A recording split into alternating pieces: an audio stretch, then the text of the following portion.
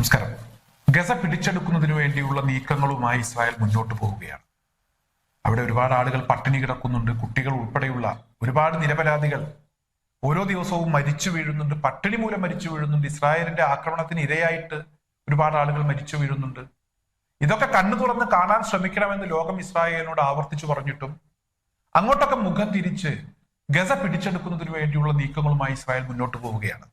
ഈ വരുന്ന സെപ്റ്റംബറിൽ പലസ്തീനെ സ്വതന്ത്ര രാജ്യമായി പ്രഖ്യാപിക്കുമെന്ന് ഫ്രാൻസ് പറഞ്ഞിരുന്നു. അതോടൊപ്പം തന്നെ മറ്റു ചില രാജ്യങ്ങളും, ബ്രിട്ടൻ ഉൾപ്പെടെയുള്ള രാജ്യങ്ങൾ അതേ നിലപാട് അവരും തുടരും എന്ന് വ്യക്തമാക്കിയിരുന്നു. എന്നാൽ അതിന് തടസ്സം സൃഷ്ടിക്കുന്ന ചില നീക്കങ്ങളും ഇസ്രായേൽ ഇപ്പോൾ നടത്തിക്കൊണ്ടിരിക്കുന്നുണ്ട്. അതായത് വെസ്റ്റ് ബാങ്കിൽ 35,046 വരുന്ന ആളുകൾക്ക് 3,401 വീടുകൾ നിർമ്മിച്ച് അവർക്ക് അവിടെ താമസമാക്കുന്നതിന് വേണ്ടിയുള്ള നീക്കത്തിന് ഇസ്രായേലിന്റെ ധനമന്ത്രാലയം അനുമതി നൽകിയിരിക്കുന്നു. അതിനുവേണ്ട ഒരുക്കങ്ങൾ ഒരു ഭാഗത്ത് നടക്കുന്നു. ഒരു ഭാഗത്ത് സ്വതന്ത്ര ഫലസ്തീൻ എന്ന് പറയുന്ന ആ ഒരു പ്രഖ്യാപനത്തെ തടയുക, ഒരിക്കലും അങ്ങനെ ഒരു സ്വതന്ത്ര ഫലസ്തീൻ ഉണ്ടാകരുത്. മറുഭാഗത്ത് ഗസയെ പിടിച്ചെടുക്കുക, കൂടുതൽ അക്രമങ്ങൾ അഴിച്ചുവിടുക, കൂടുതൽ സൈനികരെ അവിടെ വിന്യസിക്കുക, കൂടുതൽ സൈനികർക്ക് പരിശീലനം കൊടുത്ത് വീണ്ടും രംഗത്തിറക്കുക.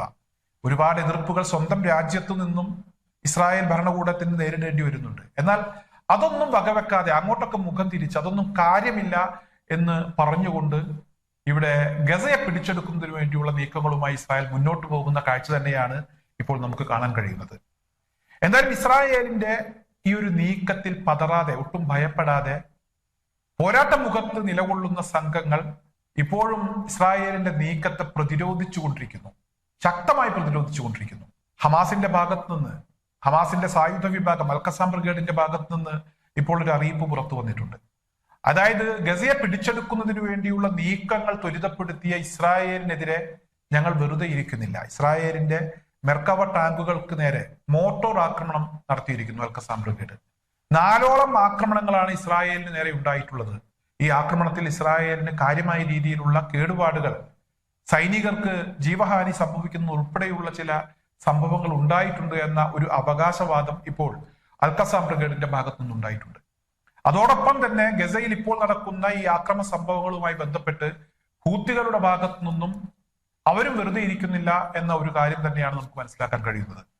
കഴിഞ്ഞ ഒരാഴ്ചയായി ഹൂത്തികൾ തുടരുന്ന ആക്രമണങ്ങൾ ഇന്നും ഉണ്ടായി. അതായത് ഇന്ന് വ്യാഴാഴ്ചയാണ്. ഇന്നും ഇസ്രായേലിനെതിരെ ഹൂത്തികളുടെ ഭാഗത്തു നിന്ന് മിസൈൽ അറ്റാക്ക് ഉണ്ടായി. ഈ ആക്രമണങ്ങളെ പ്രതിരോധിച്ചു എന്നതാണ് ഇസ്രായേൽ ഇപ്പോൾ പറയുന്നത്. അതേസമയം ഇസ്രായേൽ നഗരങ്ങളിൽ നിന്ന് വലിയ സ്ഫോടന ശബ്ദങ്ങൾ കേട്ടു എന്ന വാർത്തകളും പുറത്തു വരുന്നുണ്ട്. എന്തായാലും ഒരു ഭാഗത്ത് ഇവിടെ പലസ്തീനിലെ ഗസയിലെ പട്ടിണിപ്പാവങ്ങളെ കൊന്നു തള്ളുമ്പോൾ ഹമാസ് ആണെങ്കിലും അൽഖസാം ബ്രിഗേഡ് ആണെങ്കിലും പോരാട്ട മുഖത്ത് ഫലസ്തീൻ ഐക്യദാർഢ്യം പ്രഖ്യാപിച്ച് രംഗത്തുള്ള ഹൂത്തികളാണെങ്കിലും പുറകോട്ട് പോകില്ല, ഇസ്രായേലിനെ ഭയന്ന് പിന്മാറില്ല എന്ന് വ്യക്തമാക്കിക്കൊണ്ട് അവർ അവരുടേതായ രീതിയിൽ തന്നെ മുന്നോട്ട് പോയിക്കൊണ്ടിരിക്കുന്നു. ഇസ്രായേലിനെ പ്രതിരോധിക്കുന്നതിന് വേണ്ടിയുള്ള സർവ്വസന്നാഹങ്ങളും ഒരുക്കി അവർ മുന്നോട്ട് പോകുന്ന ഒരു കാഴ്ച നമുക്ക് കാണാൻ കഴിയുന്നുണ്ട്. മറ്റൊരു ഭാഗത്ത് ഇവിടെ റഷ്യയുടെ ചില നീക്കങ്ങളാണ്. അതായത് അമേരിക്കയാണ് ഇസ്രായേലിനെ സഹായിക്കുന്നത്. ഗസ പിടിച്ചെടുക്കുക എന്നുള്ളത് അമേരിക്കയുടെ ഒരു ആശയമാണ്. അല്ലെങ്കിൽ ഇസ്രായേൽ മുന്നോട്ട് വെച്ച ആ ആശയത്തിന് പൂർണ്ണമായും അമേരിക്കയുടെ പിന്തുണയുണ്ട്. എന്തായാലും ഇപ്പോൾ ഇവിടെ റഷ്യയുടെ ഭാഗത്തു നിന്നും യുക്രൈന് നേരെ അതിശക്തമായ ചില നീക്കങ്ങൾ ഉണ്ടാകുന്നു എന്ന് തന്നെയാണ് നമുക്ക് മനസ്സിലാക്കാൻ കഴിയുന്നത്. യുക്രൈനിലെ യൂറോപ്യൻ രാജ്യങ്ങൾ സമ്മാനിച്ച അവരുടെ ഒരു വലിയ മിസൈൽ ശേഖരം, അതിനെ ഇന്ന് റഷ്യ തുടച്ചു നീക്കിയിരിക്കുകയാണ്. അതിശക്തമായ ഒരു അറ്റാക്കാണ് ഈ മിസൈൽ ശേഖരത്തിന് നേരെ റഷ്യയുടെ ഭാഗത്തു നിന്നുണ്ടായത്.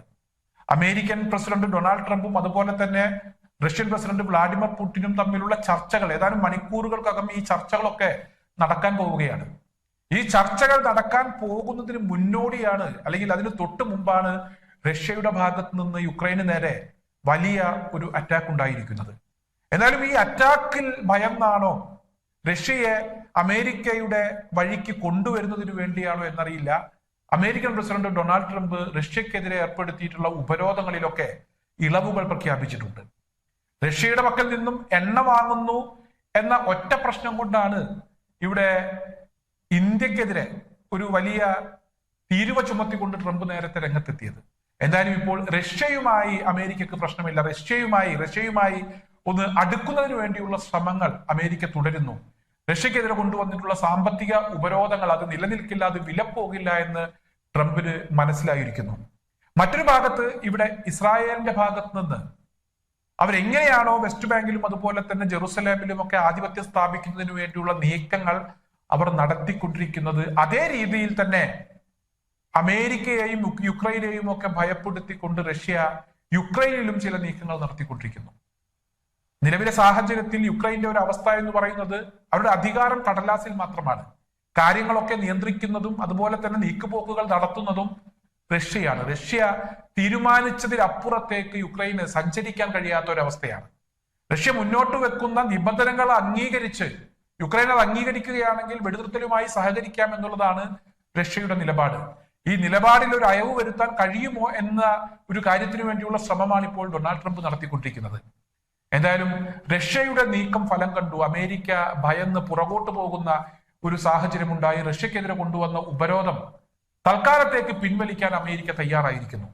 എന്തായാലും ഇസ്രായേൽ ഏത് രീതിയിലാണോ ഫലസ്തീനിലെ പട്ടിണിപ്പാവങ്ങളെ കൈകാര്യം ചെയ്യുന്നത്, അല്ലെങ്കിൽ ഫലസ്തീനിൽ ആധിപത്യം സ്ഥാപിക്കുന്നതിന് വേണ്ടി അവർ ഏത് രീതിയിലൊക്കെയുള്ള നീക്കങ്ങളാണോ നടത്തിക്കൊണ്ടിരിക്കുന്നത്, ഒരു നാണയത്തിന്റെ മറുവശം എന്നോണം അമേരിക്കയുടെ സംരക്ഷണയിലുള്ള യുക്രൈന് അത് റഷ്യയുടെ ഭാഗത്തു നിന്നും അത്തരത്തിലൊരു നീക്കം നേരിടേണ്ടി വരുന്നു. റഷ്യ അതിശക്തമായി മുന്നോട്ട് പോകുന്ന ഒരു കാഴ്ച തന്നെയാണ് നമുക്കിപ്പോൾ കാണാൻ കഴിയുന്നത്.